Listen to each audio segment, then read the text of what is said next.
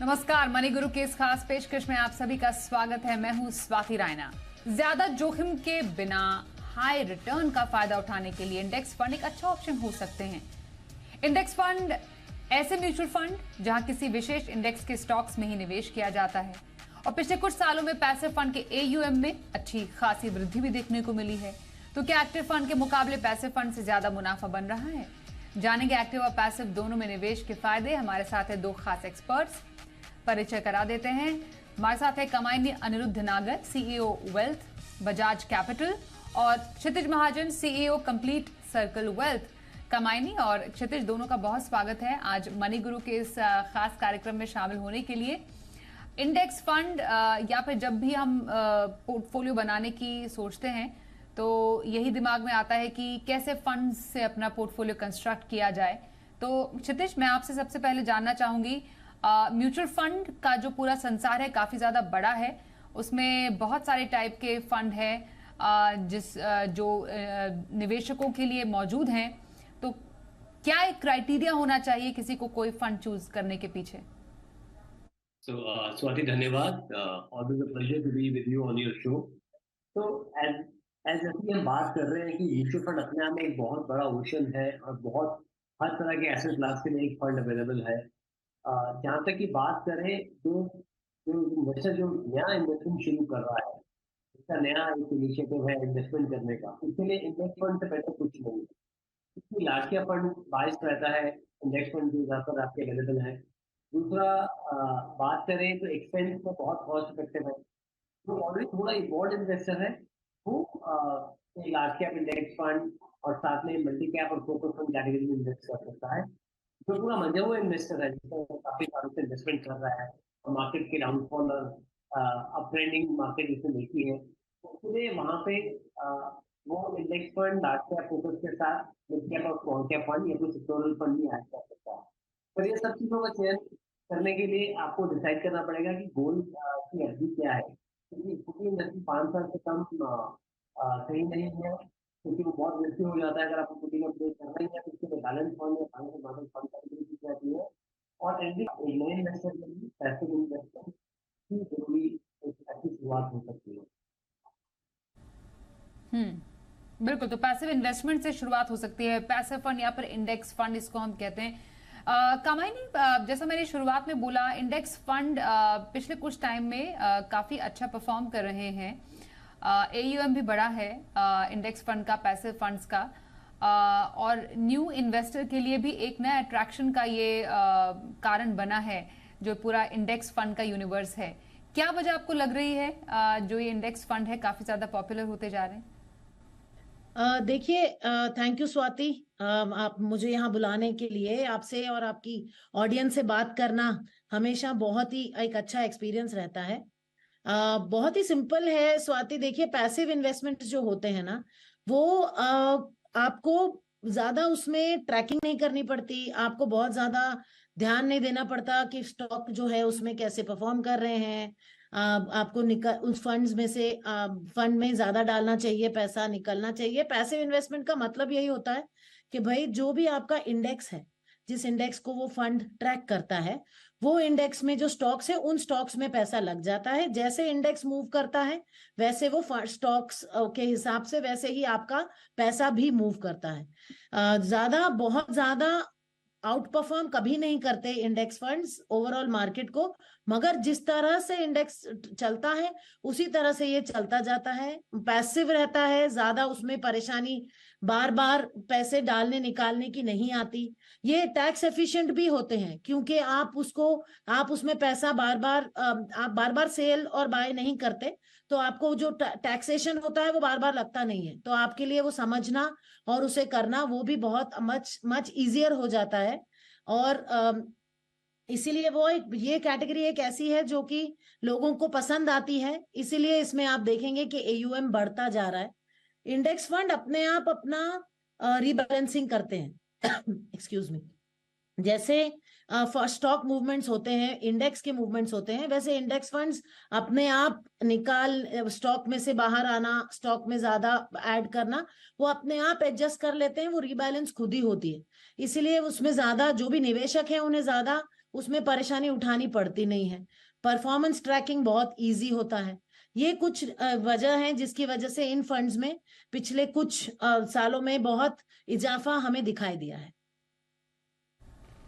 बिल्कुल, तो basically ease of investing जो मुझे और दर्शकों को समझ में आया है कामायनी के बाद से, वो ease of investing index fund में काफी ज्यादा है। इसकी कुछ बारीकियों की तरफ जाएं तो कम लागत यानी कम एक्सपेंस रेशो की यहाँ पर बात काफी उभर कर आती है। क्षितिज, ये एक हमेशा से कहा जाता रहा है कि इंडेक्स फंड में एक्टिव फंड के मुकाबले कम एक्सपेंस रेशो रहता है। ये कैसे पॉसिबल है?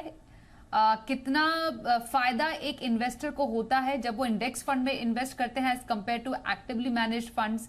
तो बेसिकली रिटर्न जो मिलता है किसी एक इन्वेस्टर को, उसमें कितना एक डिफरेंस देखने को मिलेगा इंडेक्स फंड या फिर एक्टिव फंड के मुकाबले? स्वाति, ये देखिए, इंडेक्स फंड बेसिकली जब पैसिव स्ट्रेटजी हम बोलते हैं, वहां पे आपको एक इंडेक्स को ही रेप्लिकेट करना पड़ता है।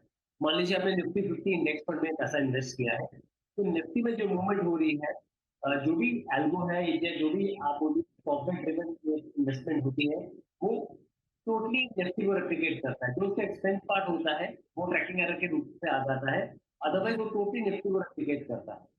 तो ट्रैकिंग एरर ये बताता है कि कितना डिविएशन हो रहा है आपका निफ्टी को रेप्लिकेट करने में। तो जो on an average large cap funds हैं आज के डेट में, जो पिछले 3-4 साल में डिफिकल्टी फाइंड कर रहे हैं इंडेक्स की बेट करने में, उन सबसे बेटर इस समय इंडेक्स फंड कर रहा है। Having said that, I am not saying कि वो लार्ज कैप फंड अच्छे नहीं है, बट ये इंडेक्स अपने आप में बहुत एक्टिव मैनेज है। कहने को पैसिव है, बट इंडेक्स में अपने आप में अंदर बाहर मूवमेंट होती है, बिकॉज मार्केट कैप के हिसाब से ये इंडेक्स फॉर्म होता है। तो निफ्टी 50 है, स्टॉक की 50 कंपनीज के मार्केट कैप के हिसाब से उनको इंक्लूड किया जाता है। अब कॉस्ट इसलिए बेनिफिट इसमें रहता है कि उसमें एक्टिव मैनेजमेंट नहीं है, तो एक्सपेंस पार्ट बहुत कम होता है। तो कुछ जगह एज गुड एज 1/4 एक्सपेंस होता है मेरे लार्ज कैप फंड से, या 1/3 एक्सपेंस होता है। तो एक तो आपने बिना किसी मशक्कत के या मुश्किल के एक नए इन्वेस्टर को इंडेक्स इन्वेस्टिंग के बारे में बता दिया। भाई, आज कोई भी नया इन्वेस्टर आ रहा है, उसको पहले समझना पड़ता है मैं किसमें लगाऊं। तो हम बोलते हैं आप इंडेक्स ग्रोथ स्टोरी में लगाना चाहते हैं, इक्विटी में पार्टिसिपेट करना चाहते हैं, आप निफ्टी में लगा दीजिए। इनफैक्ट हमने अर्जुन निफ्टी एक कैंपेन भी अपने इनसे शुरू किया है, जिसका पर्पस यही है कि जितने भी हमारे रिटेल इन्वेस्टर्स हैं, हमारे कंज्यूमर हैं, वो हम एक ऑर्गेनाइज इन्वेस्टमेंट में लेके जाए, ताकि वो किसी भी और तरह की इन्वेस्टमेंट नहीं, बिकॉज वो जैसे ड्रीम लेवल है, वहाँ पे 11-12 करोड़ आज लोग खेल रहे हैं। क्रिप्टो में इंडिया में 10 करोड़ इन्वेस्टर, क्योंकि पैसा बनाना इतना आसान नहीं है कि आप अभी पैसे लगाए वो डबल हो गए, पर इतना मुश्किल भी नहीं है। अगर आप कंपाउंडिंग में विश्वास करते हैं या समझते हैं कंपाउंडिंग को, तो समझिए, तो पैसा बनता है किसी। तो हर घर निफ्टी का कैंपेन का पर्पस ये है कि हम क्लाइंट को इजीली एक अच्छा प्रोडक्ट दें जो कॉस्ट एफिशिएंट हो और at the same time complex नहीं हो। तो क्लाइंट को ये नहीं समझना कि मेरा रिटर्न क्या बनेगा, जो निफ्टी रिटर्न देगी, जो मार्केट होती है, वो एक इंडिकेशन होती है आपके इंडेक्स का, जो निफ्टी आपकी इकोनॉमी का। तो जो निफ्टी रिटर्न देगी वही आपको रिटर्न आ जाए। तो मेरे हिसाब से index has lot of benefits because of any large cap fund, और एक नए इन्वेस्टर में तो खास करके बहुत इंपॉर्टेंट है कि वो इंडेक्स है। बिल्कुल। इनफैक्ट कामायनी, ये समझना जरूरी है कि एक जो निवेशक लंबी अवधि के लिए निवेश कर रहे हैं, उनका जो निवेश का होराइजन है वो 15 साल है, 20 साल है। इतने बड़े टाइम होराइजन के लिए एक एक्टिव फंड लेना सही है या फिर एक पैसिव फंड? पैसिव फंड से मतलब हम इंडेक्स फंड की यहाँ पर बात करते हैं अभी। तो कहां पर सबसे ज्यादा रिटर्न के चांसेस है? क्योंकि कुछ जो डाउन साइड्स में कहा जाता है इंडेक्स फंड का, वो ये कि एक एक्टिव फंड के मुकाबले शायद इंडेक्स फंड उतना अच्छा रिटर्न जनरेट न कर पाए as compared to active fund. तो लॉन्ग टर्म के लिए क्या आसान? देखिए, दोनों चीजें अपने अपने एक अलग अलग अपनी जरूरत पूरी करती हैं स्वाति। लॉन्ग टर्म के लिए इंडेक्स फंड्स बहुत अच्छे रहते हैं, क्योंकि जो long term investors steady growth, यहाँ एक बहुत अच्छे से एक स्टेडी तरीके से अपने फंड को ग्रो होता हुआ देखना चाहते हैं, शॉर्ट टर्म में मार्केट फ्लक्चुएशन से थोड़ा दूर रहना चाहते हैं, उनके लिए इंडेक्स फंड्स बहुत ही बढ़िया ऑप्शन है। लॉन्ग टर्म इन्वेस्टेड रहने में वो ओवरऑल जो मार्केट की अपवर्ड ट्रेजेक्ट्री आती है, जैसे हम सब जानते हैं मार्केट साइक्लिकल होते हैं, वो साइकिल्स को अगर थोड़ा सा प्रिवेंट करना चाहते हैं तो फिर index funds is a good way to do it. दूसरा, आपको कंपाउंडिंग रिटर्न्स का, जितना आप लॉन्ग टर्म करते जाएंगे उतना कंपाउंडिंग रिटर्न्स की का एडवांटेज आपको मिलता रहेगा। मतलब आपका रिटर्न जितना जितना लंबा टाइम आप उसमें इन्वेस्टेड रहेंगे उतना वो कंपाउंड होता जाएगा। मगर एक बहुत इंपॉर्टेंट चीज ये भी ध्यान रखना जरूरी है कि इंडेक्स फंड्स के अपने लिमिटेशंस होते हैं, अपनी कमियां होती है। वो मार्केट को कभी भी आउट परफॉर्म नहीं कर सकते, क्योंकि उनका गोल होता है कि भाई इंडेक्स के परफॉर्मेंस को मैच करना है, बीट नहीं करना है। तो वो आपको, और दूसरा, आपको अगर कोई सेगमेंटल या स्पेसिफिक नीश स्ट्रैटेजी लेनी है, कोई सेक्टोरल फंड लेने हैं, तो वो सब चीजें इंडेक्स फंड्स में नहीं हो सकती, क्योंकि ये ओवरऑल इंडेक्स फंड्स ज्यादातर बहुत डाइवर्सिफाइड फंड्स होते हैं। तो आपको हर तरीके के, कभी कभी आपको जोग्राफिकल डाइवर्सिफिकेशन, कभी आपको अक्रॉस इंडस्ट्री डाइवर्सिफिकेशन, अलग अलग तरीके के डाइवर्सिफिकेशंस आपको मिलेंगे इंडेक्स फंड्स में। मगर मार्केट, लॉन्ग टर्म इन्वेस्टर्स को अगर स्टेडी ग्रोथ और ज्यादा फ्लक्चुएशंस नहीं चाहिए तो इंडेक्स फंड्स हैं। अगर मार्केट आउट परफॉर्म करना चाहते हैं वो, और अपने फंड्स पे मार्केट से ज्यादा रिटर्न लेना चाहते हैं, तो शायद इंडेक्स फंड्स उनके लिए फिर सही चीज ना हो। ये इंपॉर्टेंट पॉइंट आपने कहा, क्योंकि जानना समझना जरूरी है सूटेबिलिटी क्या है किसी के पोर्टफोलियो में, उस टाइम की नीड क्या है जिसको वो पूरा करना चाह रहे हैं। अभी करंट बाजार में, क्षितिज, किसी को बाजार में एंट्री लेनी है तो आप क्या सजेस्ट करेंगे? पहला फंड कौन सा हो, एक्टिव फंड या फिर कोई इंडेक्स फंड? तो आई थिंक इक्विटी में एंट्री लेने के लिए आज की डेट में इस लेवल पे कोई आना चाहता है तो निफ्टी 50 को बेटर कुछ लेंगे। क्या वो निफ्टी 50 में या नेक्स्ट निफ्टी 50 में? निफ्टी 50 आपको एक्सपोजर देगा प्रॉफिट 50 कंपनी को, और नेक्स्ट निफ्टी 50 एक्सपोजर देगा नेक्स्ट 50 कंपनी, 50 फर्स्ट से 100 कंपनी बाय मार्केट कैप उसको एक्सपोजर देगा। अब जो लोग थोड़ा रिस्क कैपिटल इनका ज्यादा है, वो फर्स्ट टाइम इन्वेस्टर है, तो वो इंडेक्स इन्वेस्टिंग करना चाहते हैं तो बैंक निफ्टी फंड भी ले सकते हैं, वो भी मिल सकते हैं। तो मेरा मानना ये है कि इस समय बात मैं ये नहीं करूंगा कि हमें इंडेक्स को बीट करना है या इंडेक्स से बेटर रिटर्न चाहिए। हम तो उन इन्वेस्टर्स को लेके आ रहे हैं जो आज अपने 5 या 6% या 7% रिटर्न ले रहे हैं। हम कह रहे हैं कुछ पोर्टफोलियो डाइवर्सिफाई करें और उससे बेटर करने के लिए वो इक्विटी में इन्वेस्ट करें। तो आज वो अगर इन लाइन में इंडेक्स की कमा लेते हैं 10-11%, तो वॉलेटिलिटी कम रहती है, बिकॉज इंडेक्स में एक्टिव मैनेजमेंट तो ऑलरेडी कम होगी आपकी, तो वो भी मान लेते हैं हमें सक्सेस होगी। तो आइडिया यही है कि नया इन्वेस्टर जो आए वो थोड़ा स्विच करें ताकि उसका कॉन्फिडेंस बिल्ड हो। उसका कॉन्फिडेंस बिल्ड होता है तो वो एक्टिव फंड्स की ओर जाए और प्लीज एक्टिव फंड करें। हम तो चाहते हैं कि एक्टिव फंड इंडिया में आज अभी मार्केट इतना इवॉल्व नहीं हुई है। एक्टिव फंड अगर लार्ज कैप फंड को छोड़ दो आप, तो ज्यादातर एक्टिव फंड ने अपने अपने बेंचमार्क इंडेक्स को बीट किया है, तो वो पॉसिबल है। बट स्टार्टिंग में आप अपने घर में अगर कुछ लेके जाना चाहते हैं तो निश्चित ओके। इनफैक्ट कामायनी, किसी एक पोर्टफोलियो में जो आप भी पोर्टफोलियोज रीड करती होंगी या उसको एनालाइज करती होंगी, एक प्रपोर्शन कितना सही होना चाहिए between active and passive strategy? कई पोर्टफोलियोज थोड़े पैसिव हैवी होते हैं, कई पोर्टफोलियोज थोड़े एक्टिव हैवी होते हैं। तो क्या एक कोई पर्टिकुलर प्रपोर्शन हम समझे between active and passive strategy एक पोर्टफोलियो में? स्वाति, ये ना, ये कंप्लीटली उस चीज पे डिपेंड करेगा कि इन्वेस्टर जो हैं, जो निवेशक हैं, उनका इन्वेस्टमेंट गोल क्या है, उनका रिस्क टॉलरेंस क्या है, वो अपने पैसे पे, अपने निवेश पे कितना रिटर्न लेना चाहते हैं। ये जो इक्वेशन है, ये लार्जली जिससे हम एसेट एलोकेशन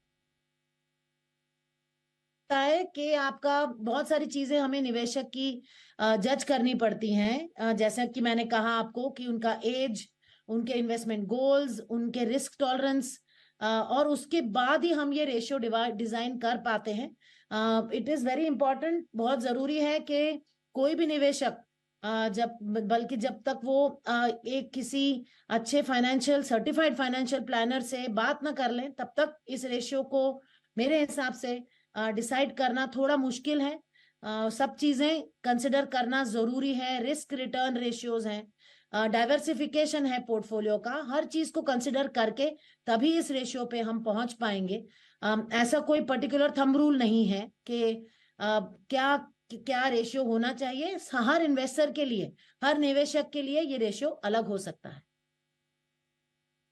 कर रहे हैं एक्टिव वर्सेस पैसिव स्ट्रैटेजी पर चर्चा। हमारे साथ कामायनी अनिरुद्ध नागर हैं बजाज कैपिटल से, और कंप्लीट वेल्थ से हमारे साथ आज हैं क्षितिज महाजन। क्षितिज, इनफैक्ट जो इंडेक्स फंड का या पैसिव फंड का जो यूनिवर्स है वो काफी ज्यादा बड़ा होता जा रहा है। हमारे पास मोमेंटम स्ट्रैटेजी भी है, क्वालिटी इंडेक्स भी है, लो वॉलेटिलिटी इंडेक्स भी है, इक्वल वेट इंडेक्स भी है।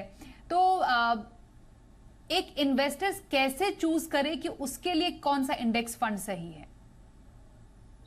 सो इनफैक्ट पैसिव को भी एक्टिव की तरह मैनेज हो रहा है, तो आई थिंक एंड बहुत आगे है इसके अंदर। And obviously fund houses keep on trying कि कैसे इन्वेस्टर को और बेटर एक्सपीरियंस दें। तो उसमें आपका लो बीटा स्टॉक्स का अलग से इंडेक्स बना दिया जो इंडेक्स से निकाल दिया, इक्वल वेट बना दिया कि बायसनेस ना हो तो सभी स्टॉक्स को equal weight. But and past आपके लिए ट्रैक और आएगा कि दैट अगर पास्ट सिस्टम में हमने ये इन्वेस्ट किया होता, ऐसे किया होता, तो उसको रिटर्न बेटर आए होते। मुझे क्या लगता है कि देखिए, अगर एक नया इन्वेस्टर आ रहा है या आप लार्ज कैप फंड के इंडेक्स में इन्वेस्ट करना चाहते हैं, तो निफ्टी 50 या फिर नेक्स्ट निफ्टी 50 राइट अप्रोच है। लो बीटा इंडेक्स, ये वहाँ पे आपकी वोलेटिलिटी फर्दर कम हो जाती है, रिटर्न बेटर होता है, वो भी आप एक फंड देख सकते हैं सपोर्ट कर सकते हैं। तीसरा, आप अगर सिक्योरिटी हाई स्पीड लेना चाहते हैं तो उसमें बैंक निफ्टी आप ले सकते हैं। बट ब्रॉडली फोकस इन्वेस्टिंग का या जो फर्स्ट टाइम इन्वेस्टर है, कोई भी इन्वेस्टर का फोकस जब आप लास्ट टाइम फंड में इन्वेस्टमेंट में लगाते हैं, फोकस एक ही है कि आपके लिए अल्फा जनरेट करना है। और आज अगर निफ्टी की बात करते हैं, पिछले 15 साल में 20 साल में, ये आज 95 से शुरू हुआ है निफ्टी, और तो 28 साल हो गए, 1000 के लेवल से शुरू हुआ है और 18,000 प्लस है, 18 गुना हो गया है 27 साल में। तो ये है पावर ऑफ द माउंटेन। जैसे कि आपका 100 के लेवल से शुरू हुआ तो 62,000 हो गया, आज 79 से शुरू हो गया। इम्पोर्टेंट है कि आप इन्वेस्ट करें, आप आए और इन्वेस्ट करें। ये लास्ट स्पेस में अगर आप इससे पूछते हैं, म्यूचुअल फंड ना देखें, इन्वेस्टमेंट आप अगर, और इंडेक्स फंड में जो आपने जैसे पूछा, तो आप एक निफ्टी 50 ले लीजिए और एक आप या फिर एक स्मार्ट बीटा इंडेक्स ले लीजिए, वो आप नेक्स्ट 50 का या बीटा या फिर निफ्टी का ले सकते हैं। तो वो अप्रोच मिल जानी चाहिए। और उसके बाद अगर आप कुछ मल्टी कैप कैटेगरी में जाना चाहते हैं, वहाँ पे जो एक्टिव फंड है उसको फोकस फंड के कैटेगरी के आप फंड चूज करें। रिटेल इन्वेस्टर के लिए म्यूचुअल फंड से बेटर इक्विटी का प्लेटफॉर्म चाहिए। ओके, इनफैक्ट कामायनी, जैसे कुछ जो हमारे एक कुछ कॉमन गोल्स होते हैं, रिटायरमेंट के गोल हो गए, बच्चों की पढ़ाई शादी है, क्या ऐसे गोल्स के लिए इंडेक्स फंड आप रेकमेंड करेंगी कि ऐसे आप इंडेक्स फंड में निवेश करना सही रहेगा, या कुछ पर्टिकुलर गोल्स के लिए, होराइजन के लिए ज्यादा बेटर साबित हो सकते हैं इंडेक्स फंड्स? जितना लॉन्ग टर्म होराइजन रखेंगे निवेशक स्वाति, उतना बेटर रहेगा। जितना लॉन्ग टर्म है उतना ज्यादा इंडेक्स फंड बेनिफिशियल रहता है। शॉर्ट टर्म के लिए इंडेक्स फंड बिल्कुल भी ठीक नहीं है। शॉर्ट टर्म पे थोड़ा सा इंडेक्स फंड्स को अवॉइड ही करना चाहिए। रिटायरमेंट गोल है, अब अगेन वो डिपेंड करेगा कि इन्वेस्टर किस एज पे वो फंड करना चाहते हैं। एक चीज मैं दोबारा कहना चाहूंगी कि ये बहुत इंपॉर्टेंट है कि हम शुरू करें, इन्वेस्टमेंट करना शुरू करें, चाहे छोटे से करें मगर इन्वेस्टमेंट करना शुरू करें। म्यूचुअल फंड जिस तरह के और इंडेक्स फंड जिस तरह के रिटर्न लॉन्ग टर्म में दे सकते हैं, उनका फायदा उठाने के लिए हमें शुरू करना जरूरी है। आप छोटे से शुरू करें, डाइवर्सिफाइड से शुरू करें, अपना रिस्क टॉलरेंस देखकर तब शुरू करें, थोड़ी बहुत रिसर्च करें, शुरू करें, और उसके बाद में ही आप ये डिटरमाइन कर पाएंगे कि आपके लिए कौन सा फंड, कौन सी इन्वेस्टमेंट्स आपके लिए सही हैं। मगर इंडेक्स फंड्स लॉन्ग टर्म में सबसे ज्यादा बेनिफिशियल रहेंगे। शॉर्ट टर्म के लिए मैं नहीं रिकमेंड करूंगी इंडेक्स फंड्स के लिए। ओके, तो जितने लॉन्ग आपका होराइजन है उतना इंडेक्स फंड बेहतर है। लंबी अवधि में इंडेक्स फंड अच्छे रिटर्न देने के लिए सक्षम रहते हैं। कौन से ऐसे फंड है क्षितिज आपकी नजर में जो कि पिछले कुछ टाइम से अच्छी परफॉर्मेंस दे रहे हैं और एक पोर्टफोलियो में शामिल करने के लिए आपको लगता है ये बेहतर हो सकते हैं? नेक्स्ट देखिए स्वाति, सभी मैन्युफैक्चरर, सभी म्यूचुअल फंड हाउसेस के पास ऑप्शन इंडेक्स हैं। आप देख सकते हैं जो भी कुछ कुछ ऐसे फंड्स हैं जिसमें आप चूज कर सकते हैं। यूटीआई का निफ्टी 50 है, एसबीआई का निफ्टी 50 है, यूटीआई का नेक्स्ट निफ्टी 50 है, एसबीआई का नेक्स्ट निफ्टी 50 है, और साथ में आपका मोतीलाल का एक बैंक निफ्टी इंडेक्स होता है। इन 5 में से कोई भी इन्वेस्टर्स जो इंडेक्स फंड चूज कर सकते हैं, just to make them comfortable about index investing, कि आपका ऑन एन एवरेज रिटर्न जो है इन लाइन विद इंडेक्स रहता है। इसमें थोड़ा बहुत ट्रैकिंग एरर होता है, क्योंकि आप हर चीज अच्छी तरह नहीं कर पाते हैं, पर वो ट्रैकिंग एरर बहुत कम होता है। इन फंड से ट्रैकिंग एरर कम है और एक्सपेंस रेशियो भी कम है। तो आपका ट्रैकिंग एरर कम है, एक्सपेंस कम है, और आपको इंडेक्स मिल रहा है इन्वेस्ट करने के लिए फिर as low as 10,000 5,000 rupees on monthly basis आप शुरू कर सकते हैं। और असेट करना चाहें तो 500,000 रुपीज शुरू कर सकते हैं। और index has given very good return in the past, दोनों इंडेक्स में ओवर पीरियड ऑफ टाइम अच्छे रिटर्न की जरूरत।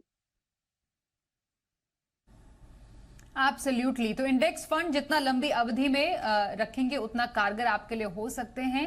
कम लागत जरूर है, कम जोखिम का फंड जरूर है, लेकिन सिर्फ यही कुछ फायदे नहीं है जिसके लिए आपको इंडेक्स फंड में इन्वेस्ट करना चाहिए। अपने गोल, अपने लक्ष्य अवधि के हिसाब से आप इंडेक्स और एक्टिव स्ट्रैटेजी को अपने पोर्टफोलियो में चूज करें, और जहां पर भी आपको कोई कंफ्यूजन हो, एक अच्छे फाइनेंशियल सलाहकार की मदद से ही अपना पोर्टफोलियो बनाएं। आज हमारे साथ चर्चा की कामायनी आपने, और क्षितिज आपका भी बहुत धन्यवाद करते हैं हमारे साथ मनी गुरु में आज शामिल होने के लिए।